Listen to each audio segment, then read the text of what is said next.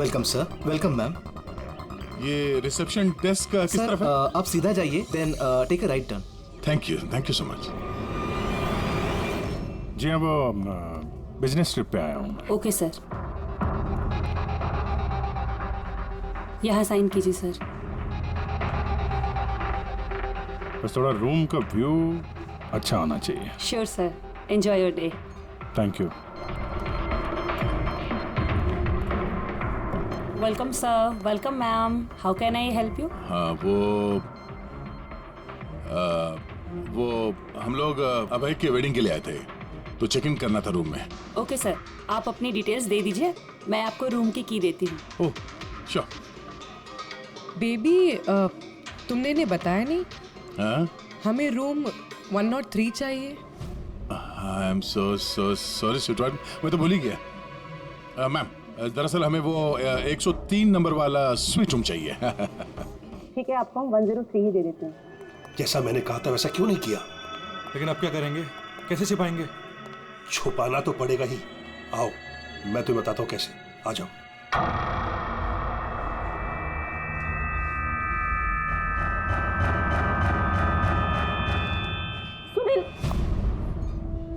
सब कुछ इसी के कारण हुआ। किसी को पता चल गया ना तो पता नहीं क्या होगा। कहाँ थे तुम? चलो, मुझे कुछ बात करनी है, आओ।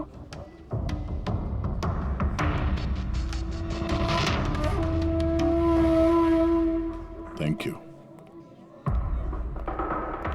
Excuse me. Yes sir. मुझे आपका सीसीटीवी सिस्टम चेक करना है। आपके सिक्योरिटी इंचार्ज को बुला सकती हैं? Okay sir.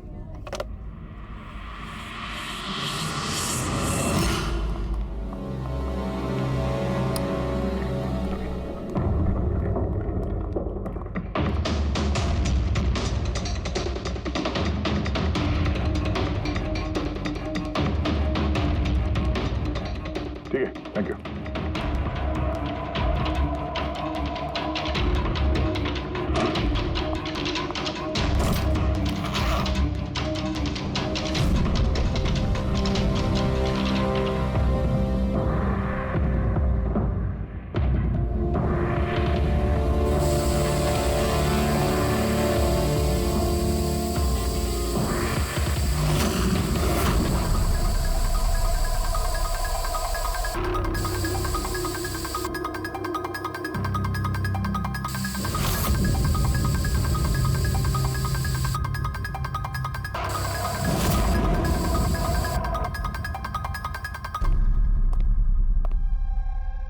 लुमिनॉल टेस्ट से तो कुछ पता नहीं चल रहा है।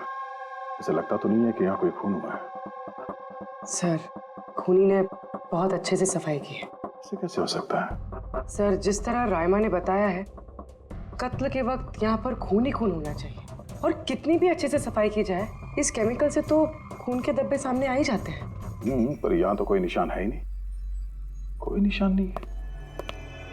सर, या तो रायमा को सचमुच में भ्रम हुआ है, या फिर कातिल ने खून की एक भी बूंद कहीं पर गिरने नहीं दी है।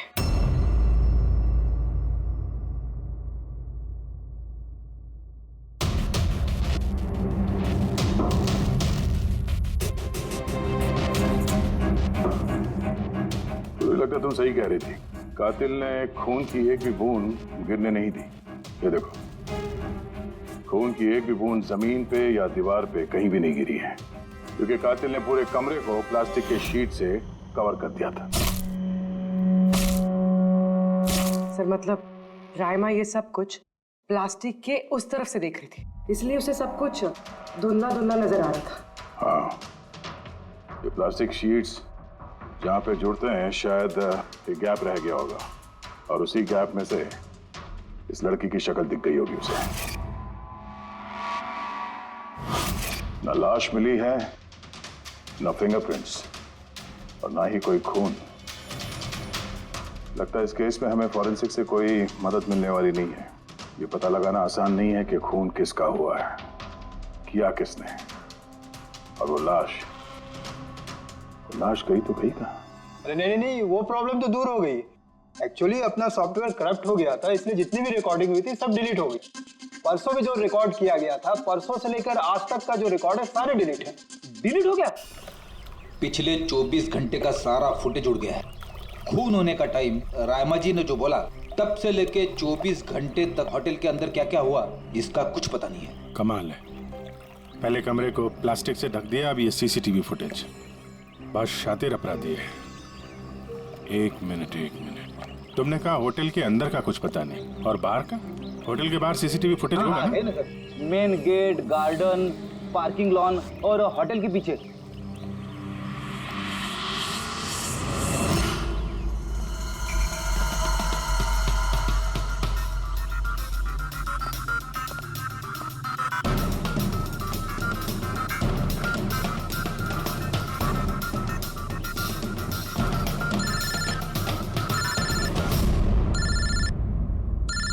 अरे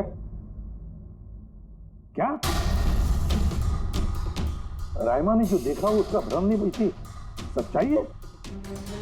किसी का खून हुआ? माय गॉड, कोई कुछ भी नहीं।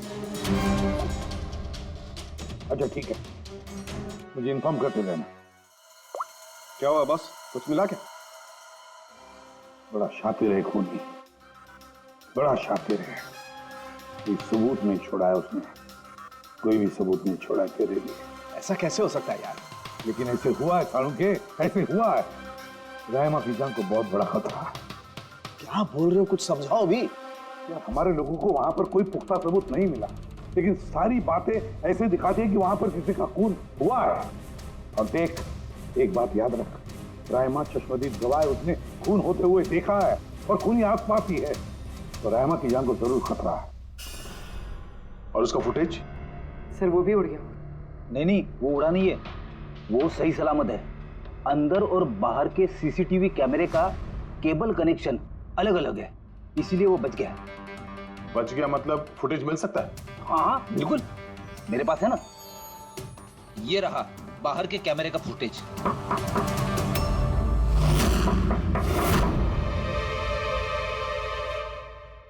सर, अगर खूनी ने उस पर उस वक्त हमला किया है जब स्लीप पैरालिसिस का दौरा पड़ रहा है, फिर तो वो उंगली भी नहीं हिला पाई होगी। और अगर वो अपनी उंगली हिला पाई तो? कैसे डॉक्टर तारिका? पैरालिसिस तो पूरी बॉडी को हो जाती है। देखो, स्लीप पैरालिसिस को छोड़ दो। नॉर्मली भी जब हम सोते हैं, गहरी नींद में होते हैं, हमें सपने आते हैं, उस वक्त भी हमारी मांसपेशियां सेमी पैरालिटिक स्टेट यानी शिथिलता की अवस्था में होती है। ये सबके साथ होता है। लेकिन बॉस, ऐसे में भी हमारे पेट की, छाती की और गले की मांसपेशियां सबसे ज्यादा शिथिल होती हैं। स्लीप पैरालिसिस में भी ऐसा ही होता है। और ऐसे में जिस व्यक्ति को स्लीप पैरालिसिस की बीमारी है, अगर वो अपने हाथों की उंगलियों पर कंसंट्रेट करे, इन उंगलियों पर ध्यान केंद्रित करे और इन्हें हिलाने की कोशिश करे, मुट्ठी को बंद करे और खोले, तो ये पैरालिसिस स्लीप को भी तोड़ा जा सकता है। यार मान ले सालुंके कि रायमा ने अपनी स्लीप पैरालिसिस तोड़ दी, लेकिन वो तोड़ने में उसे जितना भी वक्त लग रहा, उतने वक्त में अगर उस पर हमला हो गया तो ऐसी कोई चीज चाहिए सालुंके, ऐसी कोई बात जिससे वो दूसरों को बता सके कि उस पर हमला हो रहा है, वो कह सके कि मुझे बचाओ, मुझे बचाओ। है ऐसी चीज भी। एक रुक तारिका। बॉस, ये है अलार्म।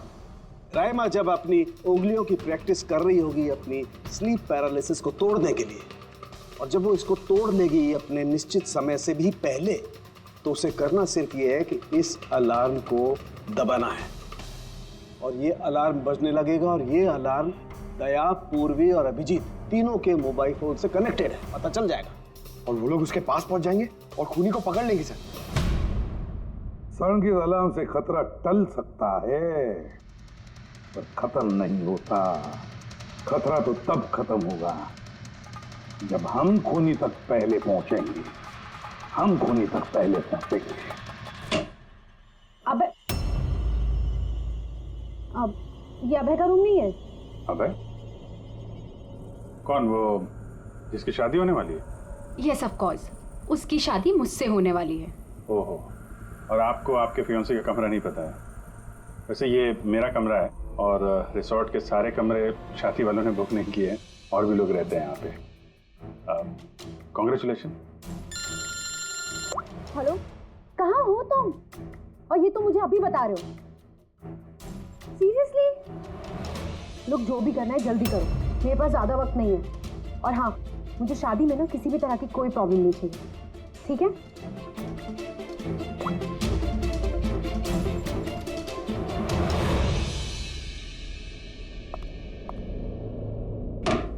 मिताली, इसकी शादी होने वाली है वैसे?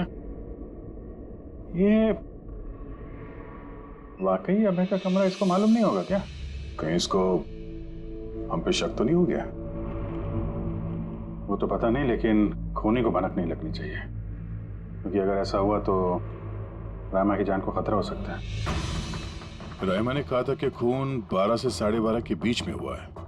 उसके बाद कातिल ने लाश को ठिकाने लगाने की कोशिश की होगी, लेकिन रिसोर्ट में इतनी भीड़ और चहल पहल है कि वो लाश को कहीं छुपाना मेरे हिसाब से नामुमकिन है।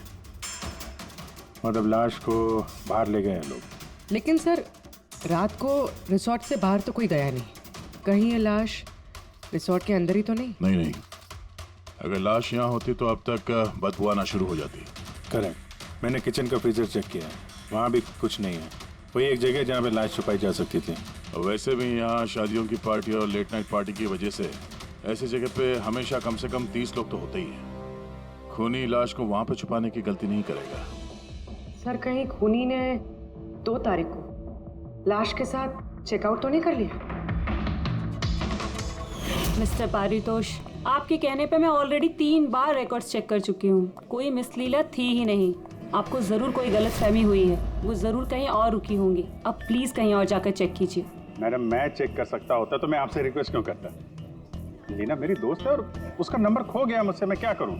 देखिए मैम, मेरा उससे बात करना बहुत जरूरी है। आप समझ रही हैं ना? सर, आप समझ नहीं रहे हैं।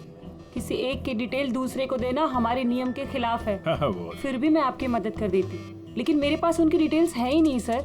अरे ऐसे कैसे नहीं है?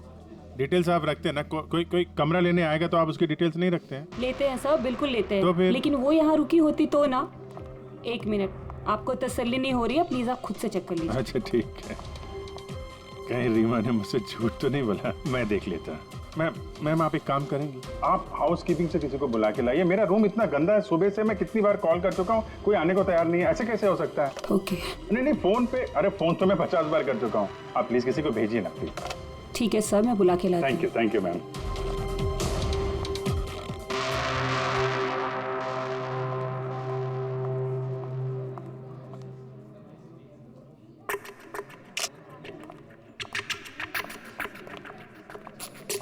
आज जितने लोगों ने चेकआउट किया है, उनमें से 4 लोग ऐसे हैं जो आए थे तो शादी अटेंड करने, लेकिन बिना शादी अटेंड किए ही चले गए।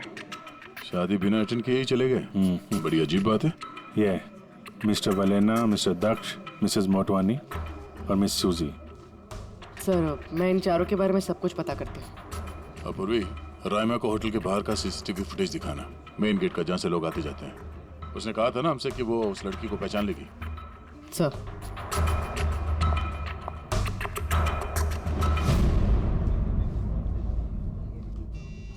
मतलब रायमा ने जो कहा वो सच है क्या? मिस्टर सुनील, आप किस बात से ज्यादा परेशान हैं?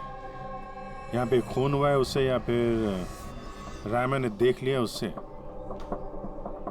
सब इन्वेस्टिगेशन तुम हम पर छोड़ दो। शादी का मजा लो। हाँ? क्या कब बदल जाए यहाँ पे कोई कुछ कह नहीं सकता है।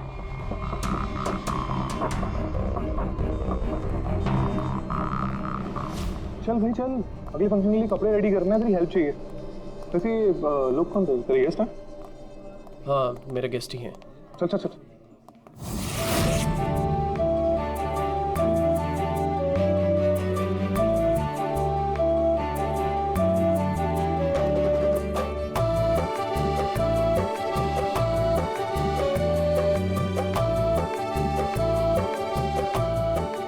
तेरा तो गेम ओवर हो गया भाई। जो तूने गर्लफ्रेंड्स की लाइन लगा रखी थी उसका क्या? अगर मिताली ने सुन लिया ना तो गेम सच में ओवर हो जाएगा। पर भाई मुझे एक बात बता, तू एक लड़की के साथ सारी जिंदगी कैसे बिताएगा? इसके सारे लफड़े हैं ना साइड में चालू हैं। पूछ इससे, कॉकटेल पार्टी में अचानक से कहाँ गायब हो गया था? अबे कहीं गायब नहीं हुआ, मिताली के सामने उठक बैठक लगा रहा होगा। मैं डरता वरता नहीं हूँ उससे। You guys just wait and watch. Drink खत्म कर अपनी।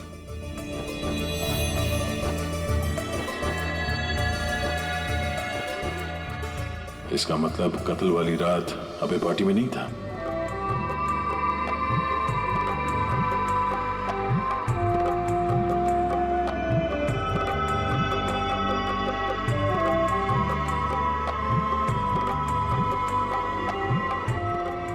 ऐसा क्या कहना चाहता था ये जो रंजीत छुपाने की कोशिश कर रहा है? सर, मैडम अभी ठीक है ना? और उस दिन जो मर्डर के बारे में बोल रही थी वो गलतफहमी अभी दूर हो चुकी है ना मैम की? मेरी बात सुन, जो उसको गलतफहमी हुई थी ना वो दूर हो चुकी है। तू भी भूल जा। चल अभी। ओके। अच्छा हुआ कि राइमा माइग्रेन की वजह से अपने कमरे में सो गई है। मौका अच्छा है, अब कुछ ना कुछ तो करना पड़ेगा।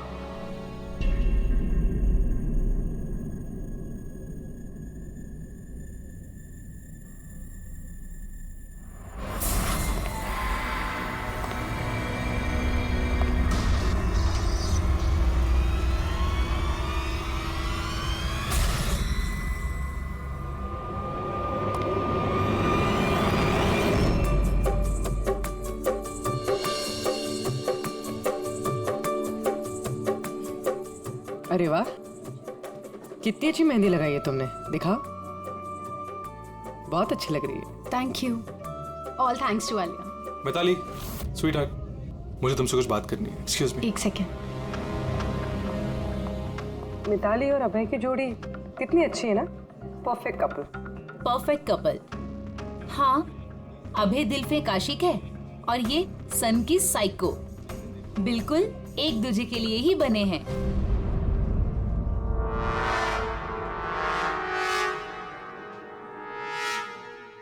मिताली को अभय के बारे में ये पता है? पागल है वो अभय के लिए। उसको पाने के लिए वो किसी भी हद तक जा सकती है। अगर जरूरत पड़े तो किसी को मार भी सकती है।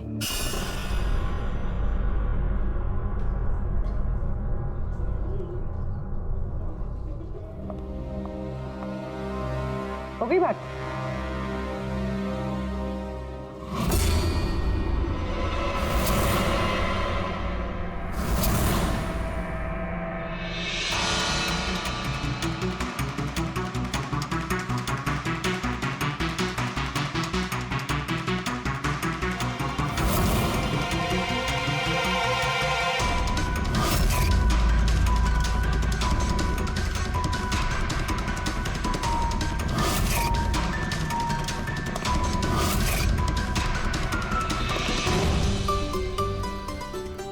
अरे खाली हो गया क्या? अरे नहीं साहब, रिफिल ही करने जा रहा था।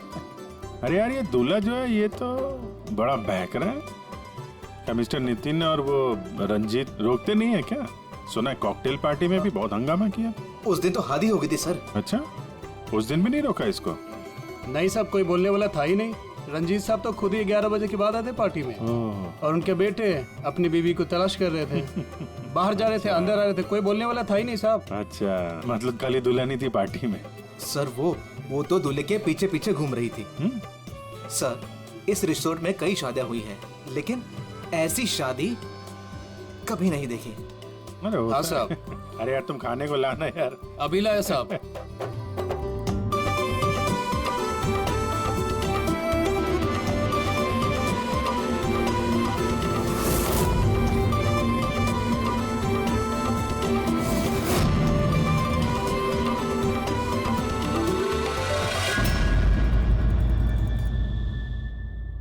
रहमा, ये देखो, ये तुम्हारी मदद के लिए अलार्म है। जैसे तुम इस बटन को दबाओगी, दया, पूर्वी और अभिजीत के पास जो फोन है उस पर अलार्म बजेगा और वो लोग तुरंत तुम्हारी मदद के लिए वहां पहुंच जाएंगे। जी।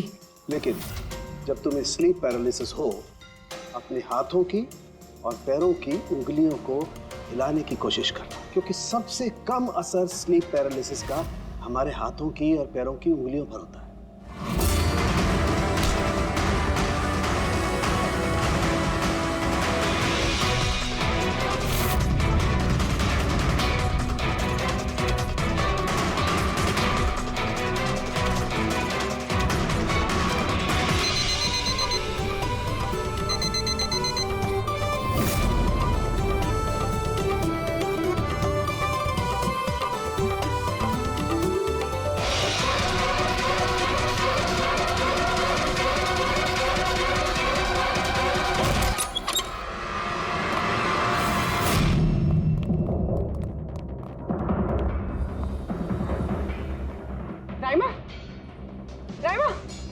बेहोश है।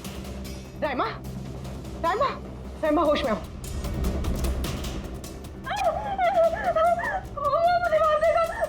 मुझे बचा लीजिए प्लीज, मुझे बचा लीजिए। कौन मार देगा? हुआ क्या यहाँ पे?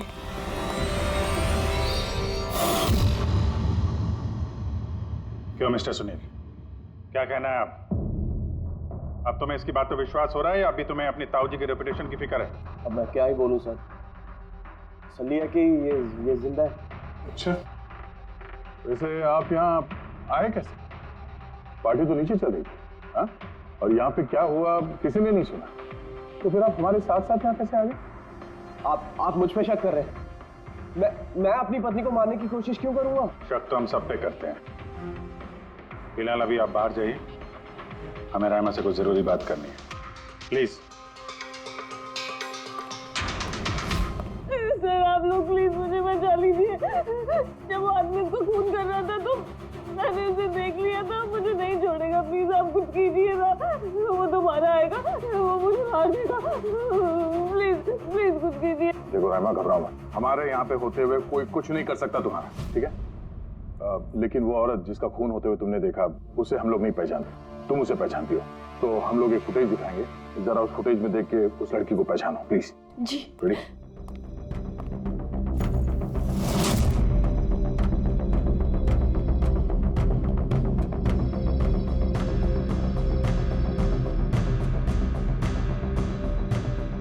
सर यही लड़की थी, वो इसी का खून हुआ था, पक्का ये वही लड़की थी।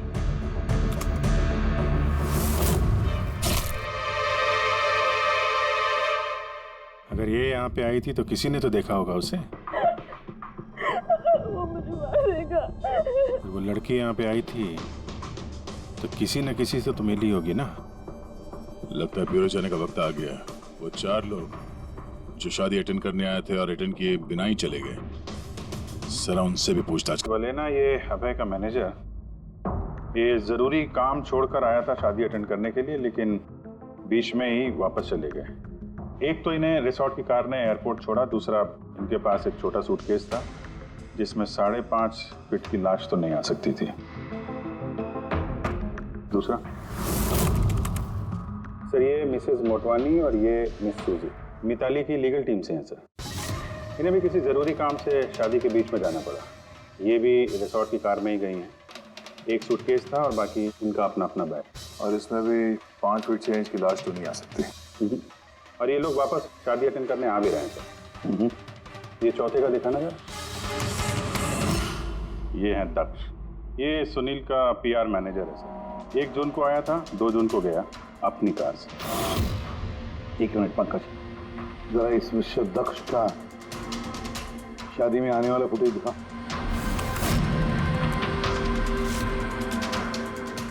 ओके, और अब इसके जाने का वीडियो दिखा।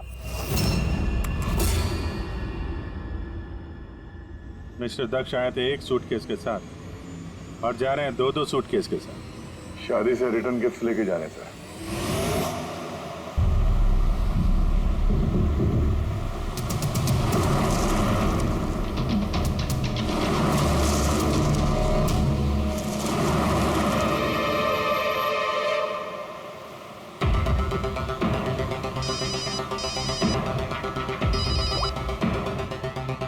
हेलो, अभय के शादी से जो सूटकेस लाया था वो कहाँ छुपाया है?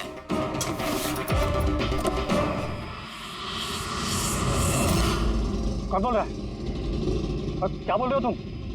कौन से सूटकेस?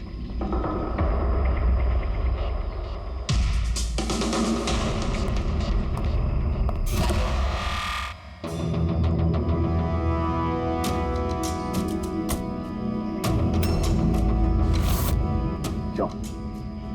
सूटकेस के बारे में तुम यहीं बताओगे या कहीं और अच्छे से खातिरदारी करे तुम्हारी? क्यों?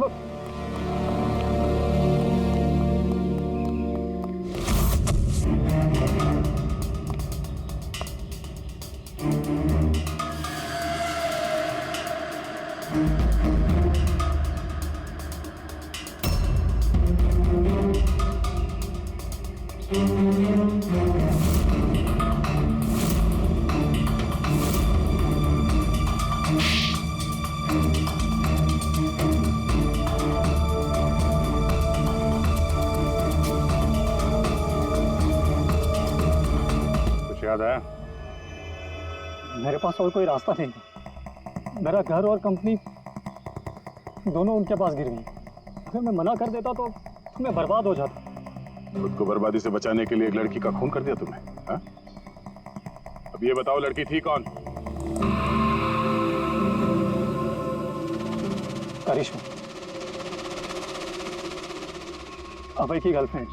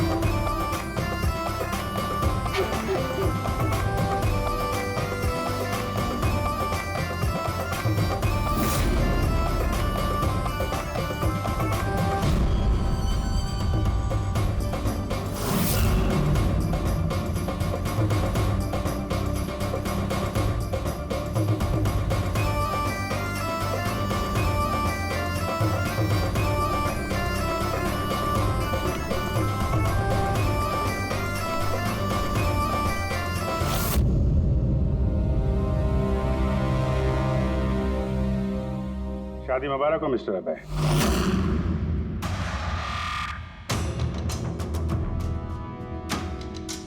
आपके लिए कुछ तोहफे लेकर आए हैं, ऐसे तोहफे जिनके बगैर ये शादी पूरी हो ही नहीं सकती।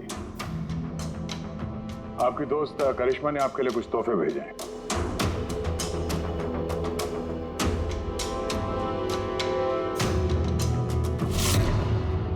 करिश्मा, याद आया?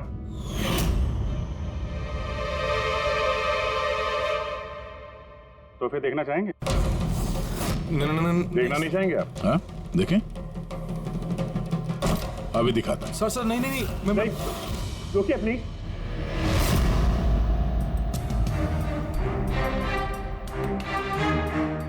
क्या हुआ मिस्टर रंजीत?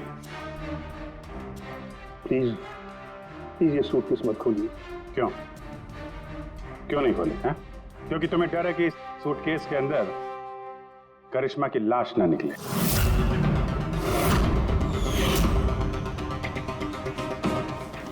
वही करिश्मा जिसे तुमने और दक्ष ने मिलकर मारा, फिर ऐसे ही सूटकेस में भर के उसके लाश के टुकड़े टुकड़े किए और बात ठिकाने लगा दिए।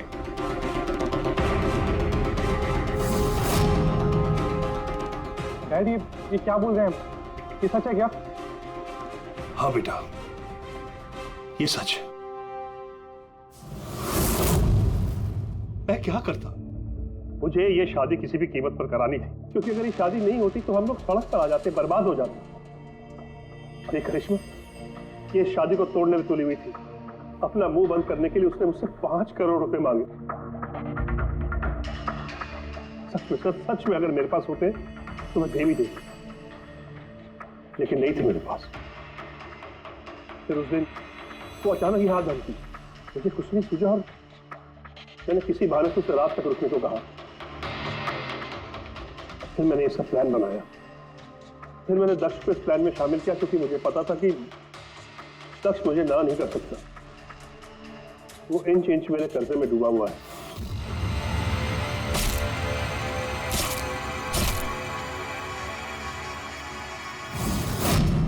सब कुछ ठीक चल रहा था, सब कुछ हो गया था।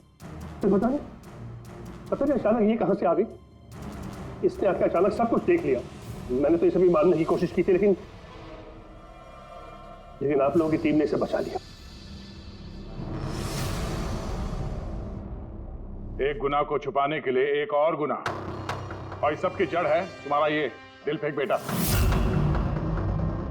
सही समय पर रोक लिया होता तो ये नौबत नहीं आती, और तुम्हारे शादी का असली तोहफा तो तुम्हें अब मिलेगा। एक हत्या और एक हत्या करने की कोशिश के जुर्म में तुम दोनों बाप बेटे जेल जाओगे।